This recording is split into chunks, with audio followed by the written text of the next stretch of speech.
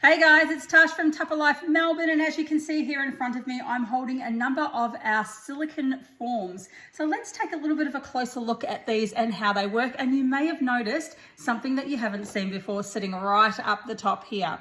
So before we get stuck into each of the different types of silicone forms that we have, I think it's really important to talk about silicone in general. Now, silicone in general is one of those things that we now see everywhere. There's lots and lots of silicone on the market, but unfortunately, not all silicone is actually created equal. Now, in some silicone, you're going to find lots of chemicals, things like petroleum, phthalates, PVCs, all those chemicals that we don't really want to have around our food. What happens with silicone when you heat it up is any of the chemicals that are actually in the silicone can leach into your food. So it's really, really important that you find a silicone that doesn't have any of that in there. Now, you might be panicking a little bit at the moment because you may have some silicone at home and you don't know what's in it. I'm going to show you a very simple test that you can do to check whether your silicone is actually chemical laden or whether it's not. So the first thing that we want to do is actually give it a bit of a smell. Now, the only thing that you should be able to smell on your silicone is something that you have baked on there before. If you can smell a slightly chemical smell, and if you can smell that, you'll know exactly what I'm talking about, then you know that there's a pretty good chance that there's chemicals in your silicone. The other thing that we can do is what I like to call the stretch and twister test. So we want to fold it over and give it a bit of a pull and a stretch. Now, if you can see a white line on your silicone when you fold it and twist it, or even just when you fold it, that means that there's chemicals in your silicone, and that means the likelihood of it leaching into your food is pretty much 100%. What I absolutely love about our silicone is there's none of that in there. So this is 100% water-based, medical grade, pure silicone. There are no nasties that are going to leach into your food, which means it's very, very safe for you and your family to use. So happy days, we know that it's good. Now, this can go into your oven. It can go into your freezer, and yes, it can go into your microwave. Now, when using the silicone in the microwave, I highly recommend that you power your microwave down to about 70%, depending on how strong your microwave is. The one here behind me is a 1200 watts, so I know that I need to power my microwave down to 70%. If it was a 1000-watt microwave, I would power it down to 80%, and even with a 900, I would probably go down to about 80% as well. And then that way you're going to make sure that you're protecting your silicone and not burning the food that's on the inside of it either. Again, we can do our frozen treats. We can make frozen ice blocks and things like that and pop them straight into our freezer. And yes, it can absolutely go into your oven as well. And we want to just make sure, if we do have a gas oven as well, that it's not too close to the gas at the back of the oven. So kind of bring it forward just a little bit. And I wouldn't recommend going over about 220 degrees in the oven either. Not that many ovens go higher than that, but just as a bit of a safety precaution. Now, these are super easy to clean, guys. All you need to do is actually give them a hot soapy wash in the sink or pop them straight into your dishwasher. Now, I'm going to give you a little bit of a Tash hot tip here.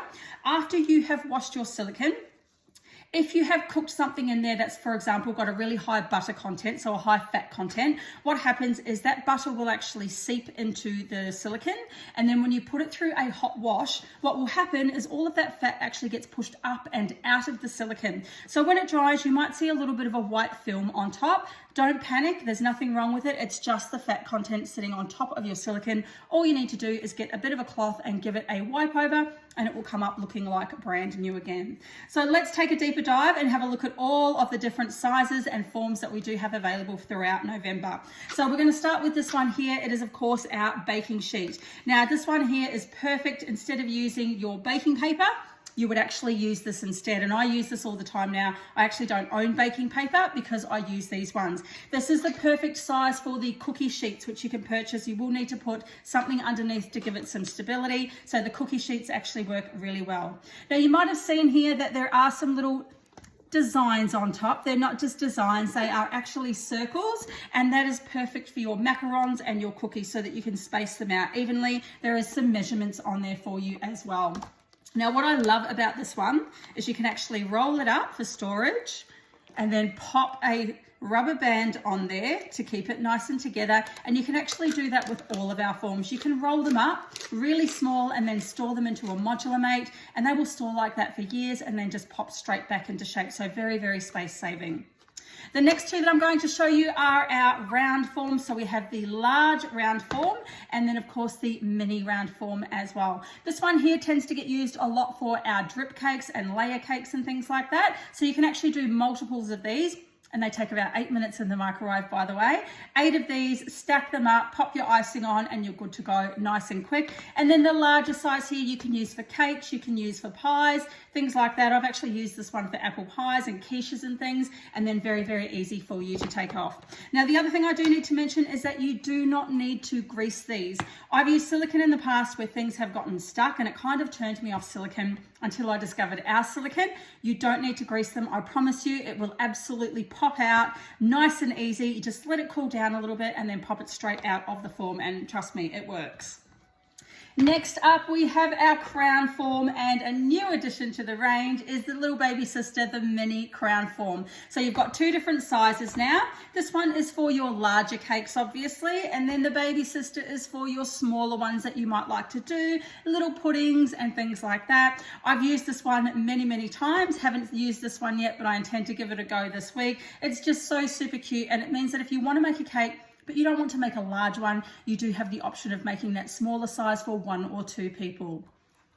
Next up, we have, of course, our donut form available throughout November. Of course, these are all discounted for you throughout November as well. So not only can you use this to make donuts, but you can also make, for example, zucchini slices into the shape of a donut. It might actually get the kids to eat some veggies. And one of my famous recipes is the bronut, which is a brownie that I make in the shape of a donut, dusted off with icing sugar, and it's just a little bit of fun.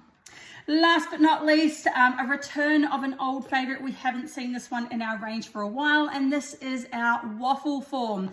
Yes, you can absolutely make waffles in your oven or your microwave, but this one's also very good for frozen treats. So you can actually make little frozen ice blocks or ice creams in here and then pop them out and you're good to go. Even chocolate molding. So if you're, for example, making some type of chocolate bar, and we do like to make lots of treats over Christmas, pop them in here, pop them in the fridge, nice, beautiful shape, and they will pop out super duper clean. Even fudge, I think, would go okay in here. Haven't done it in here yet, but I'm certainly willing to give it a go. So that is the form for the waffles. Now, as I mentioned, they all roll up super small. You can pop a rubber band over them and put them straight into a modular mate. That means you're not going to be taking up precious space in your pantry or in your drawers. So go and take a look at the website, have a look at all of the forms that are on sale at the moment, and decide which one would you like, which one has taken your fancy. Let me know. Thanks, guys.